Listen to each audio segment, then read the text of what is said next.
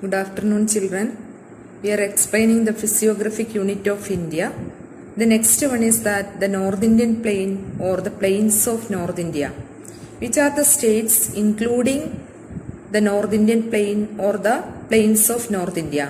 Rajasthan, Punjab, Haryana, Uttar Pradesh, Bihar and parts of West Bengal is a North Indian plain. So underline that sentence in your textbook. Which are the states including the North Indian plain? Then this plain is formed. How this North Indian plain is formed? It is also important. How this plain is formed? By the deposition of the alluvium brought by the rivers like Indus, Ganga and Brahmaputra. എങ്ങനെയാണ് ഈ plain form ചെയ്യുന്നത്? North Indian plain എന്ന് പറയുന്ന plain എങ്ങനെയാണ് form ചെയ്യുന്നത്? Deposition of the alluvium soil എങ്ങനെയാ? Brought by the rivers. ഏതൊക്കെ rivers കൊണ്ടിരുന്ന? ഇൻഡസ്, ഗംഗ, ബ്രഹ്മപുത്ര. സിന്ധു, ബ്രഹ്മപുത്രയും ഗംഗയും കൊണ്ടുവരുന്ന അലുവിയൽ സോയിൽ ഡിപ്പോസിറ്റ് ചെയ്തിട്ട് ഉള്ള പ്ലെയിൻ ആയതുകൊണ്ട് this plain is very fertile. Okay, many types of crops are cultivating here. Diverse types of crops are cultivated here, that is wheat, maize, paddy, sugarcane, cotton, pulses. So we can say like this plain is known by the North Indian plain or the Indus, Ganga, Brahmaputra plain. Okay, why this plain is called as the Indus, Ganga, Brahmaputra plain? Because this plain is formed by the deposition of alluvium brought by the rivers like Indus, Ganga and Brahmaputra. So you write one question there. Why this plain is also called? Why this North Indian plain is also called the Indus, Ganga, Brahmaputra plain? What is the reason? Because the deposition of alluvium brought by the rivers like Indus, Ganga and Brahmaputra. And this way this North Indian plain is formed. Okay, answer is in the textbook. You just write the question in your textbook. Then different types of crops are cultivating here, I told you. Then one question is in your textbook. This plain is described as the backbone of Indian economy. Indian സമ്പദ് വ്യവസ്ഥയുടെ നട്ടെല്ല് എന്നാണ് ഈ north Indian plain അറിയപ്പെടുന്നത്. അത് എന്തുകൊണ്ടാ? Because different types of crops are cultivating here, isn't it? So trade is also taking place here smoothly from one place to another place. So we can say that roads, canals and the networks are comparatively more in this North Indian plain. Then you can say one of the states including the North Indian plain is that Rajasthan. The western part of the plain receives only scanty rainfall, means low rainfall.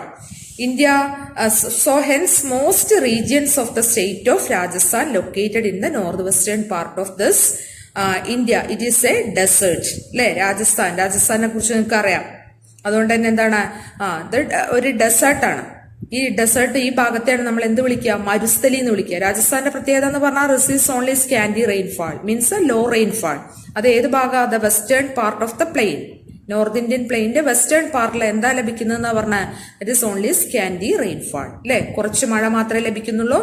ആ പാർട്ടാണ് രാജസ്ഥാൻ എന്ന് പറയുന്ന ആ ഭാഗത്തെയാണ് എന്ത് വിളിക്കുന്നത്? Marusthali.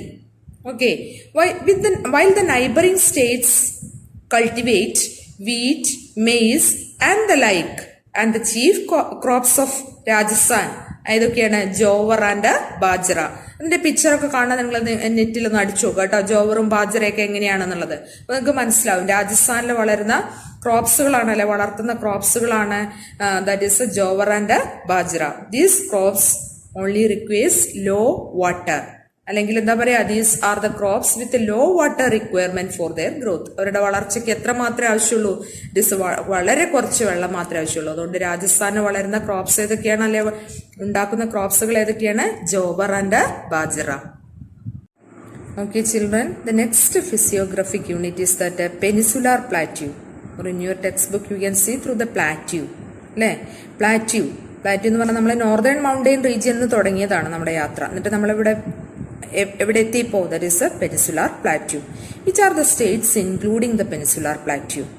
That is the whole of the states of Madhya Pradesh, Jharkhand, Chhattisgarh, parts of Karnataka, Tamil Nadu, Andhra Pradesh, Odisha and West Bengal are the parts of Peninsular Plateau. So underline this sentence in your textbook. Then which plateau is the most important part of the Peninsular Plateau? Which plateau? That is Deccan Plateau. Don't forget Deccan Plateau. Deccan പീഠഭൂമിയാണ്. Peninsular Plateauവിന്റെ കൂടുതൽ ഭാഗം എന്താണ്? Deccan Plateau ആണ്. Then many of this plateau are composed of the rocks formed by the solidification of lava in ancient times. ഇവിടെ കാണപ്പെടുന്ന peninsular പ്ലാറ്റ്യൂവിലുള്ള റോക്കുകൾ, പാറകൾ കൂടുതലും എങ്ങനെ ഉണ്ടായതെന്നാ പറയുന്നത്? സോൾഡിഫിക്കേഷൻ ഓഫ് ലാവ, അല്ലെ? ലാവ സോൾഡിഫൈ ചെയ്ത് അല്ലെങ്കിൽ കട്ടിയായിട്ടുണ്ടായ പാറകളാണ് ഇവിടെ കാണപ്പെടുന്ന കൂടുതൽ പാറകളും. അതുപോലെ തന്നെ ബ്ലാക്ക് സോയിൽ ആണ് ഇവിടെ കൂടുതലുള്ളത്. അതുകൊണ്ട് weathering of this rock is ideal for the cultivation of cotton cultivation വളരെ സ്യൂട്ടബിൾ ആയിട്ടുള്ളതാണ് black soil is suitable for the cultivation of cotton. How it is formed by weathering of the rocks. ഈ rocks weather ചെയ്യാന്ന് പറഞ്ഞാൽ എന്താണ്? Breaking down of the rocks into small pieces, അല്ലെ? Rock പൊട്ടിപ്പൊടിഞ്ഞ്, അതായത് physical വെദറിങ്ങും chemical വെദറിങ്ങും നിങ്ങൾക്ക് പഠിക്കാനില്ല. Biological വെദറിംഗ് ഒക്കെ ഉണ്ടായതിനു ശേഷം റോക്കുകൾ എന്താവും? സോയിലായിട്ട് മാറും, പൊടിഞ്ഞ് സോയിലായിട്ട് മാറും. ആ ബ്ലാക്ക് സോയില് എന്തിന് സ്യൂട്ടബിൾ ആണെന്ന് പറഞ്ഞ? Cotton cultivation. It is suitable for cotton cultivation. Then which are the important mountain ranges in this peninsular plateau? Vindhya, Satpura, Aravalli, Western Ghats and the Eastern Ghats are all the parts of peninsular plateau. Underline that sentence in your textbook. Which are the important mountain ranges? Then which is the highest peak in this peninsular plateau? Anamudi. Okay, Anamudi very important. Anamudi is the highest peak in this peninsular plateau. Important crops are cotton, pulses, groundnut, sugarcane, maize, ragi, chili. These are the important crops in this peninsular plateau. Then important occupation. Mineral based industry and mining are the chief sectors of occupation in this plateau region. അല്ലേ? അതായത് mining എന്ന് പറഞ്ഞാൽ അപ്പൊ minerals അവിടെ ഉണ്ട് എന്നുള്ളതാണ് അർത്ഥം, അല്ലെ? മിനറൽസ് ഉണ്ട്, അതുപോലെ തന്നെ എന്താണ്? മിനറൽ ബേസ്ഡ് ഇൻഡസ്ട്രി ഉണ്ട്. മൈനിങ്ങും മിനറൽ ബേസ്ഡ് ഇൻഡസ്ട്രി ഉണ്ട്. അതുകൊണ്ട് തന്നെ അവിടെ ഉള്ള കൂടുതൽ ആളുകളും ഇതിലാണ് ജോലിയിൽ ഏർപ്പെട്ടിരിക്കുന്നത്. മിനറൽ ഡിപ്പോസിറ്റ് ഉണ്ട്, ധാതുക്കളുടെ സമ്പന്നമായ ഒരു സ്ഥലമാണ് പെനിസുലാർ പ്ലാറ്റു. മിനറൽസ് എന്ന് പറഞ്ഞാൽ ഏതൊക്കെയായാലും പെടുന്നത്? മാംഗനീസ് ഉണ്ട്, iron ore, then limestone, bauxite. These all are the mineral deposit. These പ്ലാറ്റു region is rich with the mineral deposits like iron ore, manganese, bauxite, limestone. Limestone എന്ന് പറഞ്ഞാൽ ചുണ്ണാമ്പ് കല്ല്, അല്ലെ? ഇതൊക്കെ ഉണ്ട്. പിന്നെ അതുപോലെ ഇമ്പോർട്ടന്റ് റിവേഴ്സ് അതൊക്കെയാണ്: Godavari, Mahanadi, Tapti, Krishna. These rivers originate from the peninsular plateau. Underline these sentences are very important. Which are the important rivers? That is Godavari, Mahanadi, Krishna, Kaveri and Narmada and Tapti. These are the important rivers. The last physiographic unit of India is that coastal plains and islands. തീരപ്രദേശങ്ങളും ദ്വീപുകളും. India has a coastline of 6100 kilometer.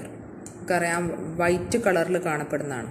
അതിനെത്രയാണ്? 6100 kilometre തീരപ്രദേശമാണ് ഇന്ത്യക്കുള്ളത്, അല്ലെ? Eastern coast is adjacent to bay of Bengal and western coast is adjacent to. Eastern കോസ്റ്റിൽ കാണപ്പെടുന്ന എന്താണ്? Bay of ബംഗാളും western കോസ്റ്റിൽ എന്താണ്? അറേബ്യൻ സീയും ആണ് കാണുന്നത്, അല്ലെ? Compared to eastern coast, western coast is narrow. നിങ്ങൾക്ക് കാണാൻ പറ്റും വെസ്റ്റേൺ കോസ്റ്റ് എന്ന് പറയുന്നത് നാരോ ആണ്, ഇടുങ്ങിയതാണ്.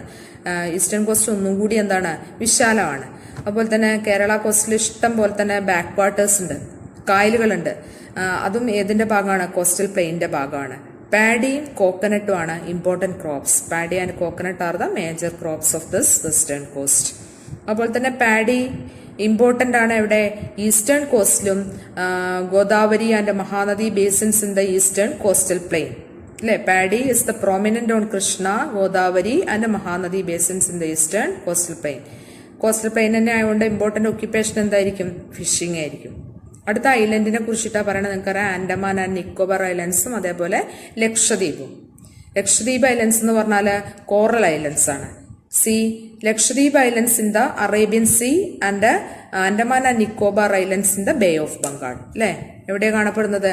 That is Andaman and Nicobar islands are located in the bay of Bengal. Lakshadweep islands are located in the Arabian sea. Lakshadweep islands are mostly coral, പവിഴ ദ്വീപുകൾ അല്ലെ. എങ്ങനെയാ പവിഴ ദ്വീപുകൾ ഫോം ചെയ്യുന്നത്?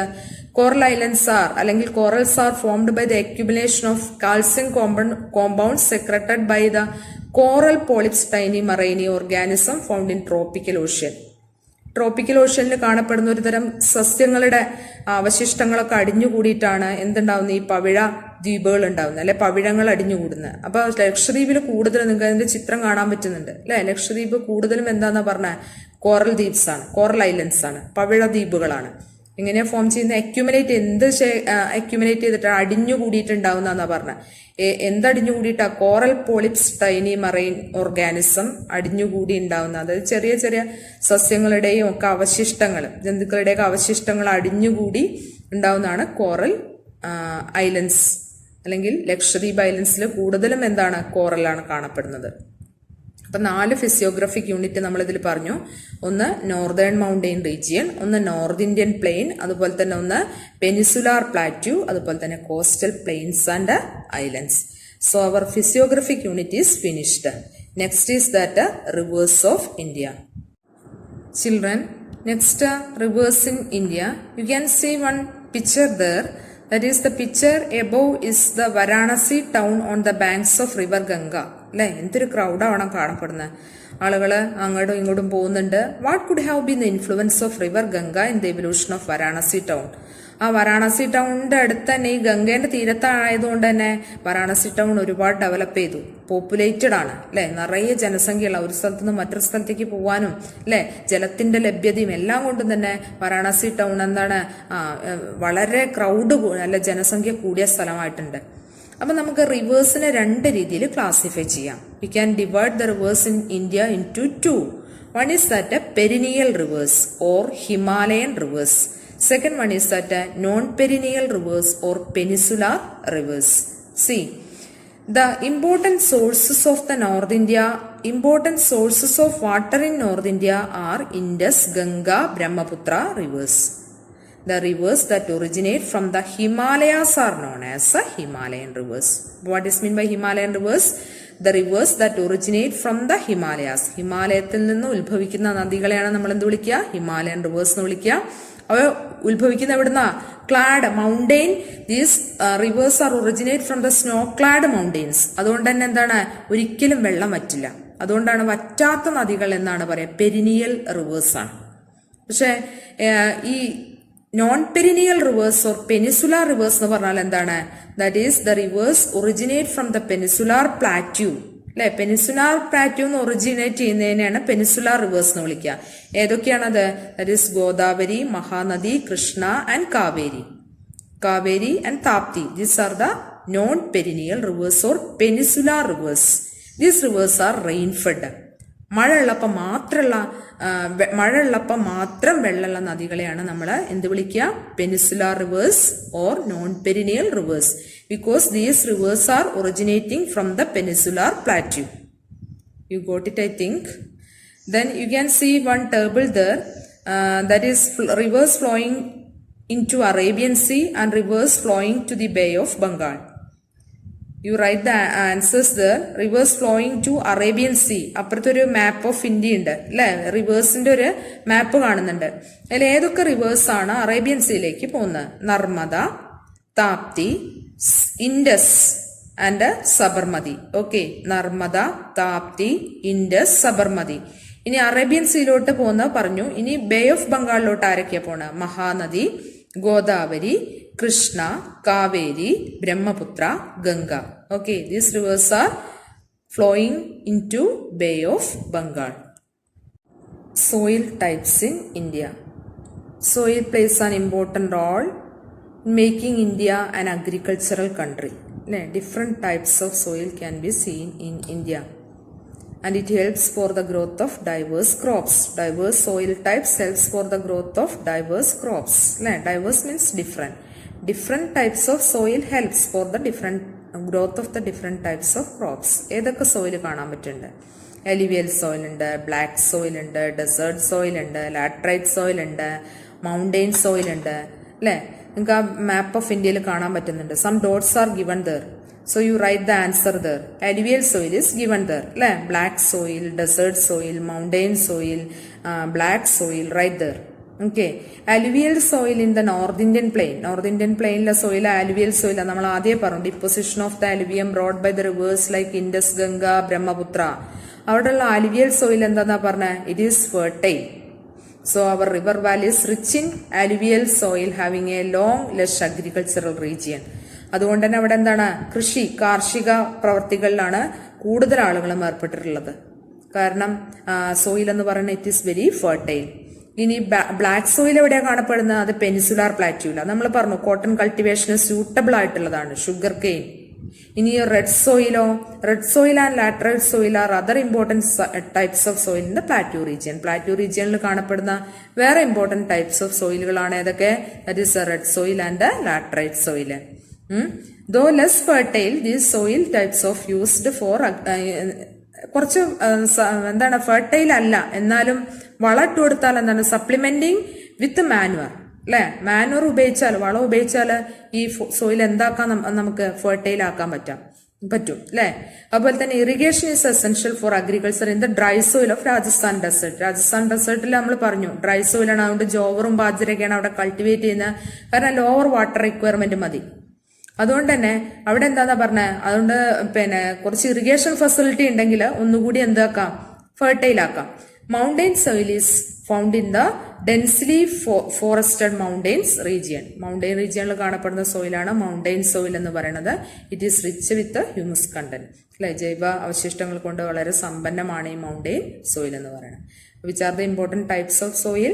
അലുവിയൽ സോയിൽ എവിടെയാണ് കാണപ്പെടുന്നത്? നോർത്ത് ഇന്ത്യൻ പ്ലെയിനിലാണ്. പിന്നെ ബ്ലാക്ക് സോയിൽ എവിടെയാണ്? പെനിസുലാർ പ്ലാറ്റ്യൂലാണ്. പിന്നെ അതുപോലെ പെനിസുലാർ പ്ലാറ്റ്യൂവിൽ കാണപ്പെടുന്ന വേറെ സോയിലുകൾ ഏതൊക്കെയാ പറഞ്ഞു? റെഡ് സോയിലും അതുപോലെ ലാറ്ററൈറ്റ് സോയിലും ഉണ്ട്. പിന്നെ എന്തൊക്കെയാണ്? രാജസ്ഥാനിൽ കാണപ്പെടുന്ന ഡ്രൈ സോയിലാണ്. ഡ്രൈ സോയിലാണെങ്കിലും വെള്ളം ഉണ്ടായാൽ എന്താണ് ഒന്നുകൂടിയും അത് ഉഷാറാവെന്ന് പറഞ്ഞു. പിന്നെ റെഡ് സോയിലിനും ലാറ്ററൈറ്റ് സോയിലിനും ഫെർട്ടൈൽ ആവാൻ വേണ്ടി മാനുവൽ സപ്ലിമെന്റ് ചെയ്താൽ മതി എന്ന് പറഞ്ഞു. മൗണ്ടെയിൻ സോയിൽ എന്താണ്? മൗണ്ടെയിൻ റീജിയനിലാണ് കാണപ്പെടുന്നത്. Okay, this much about our different types of soil in India.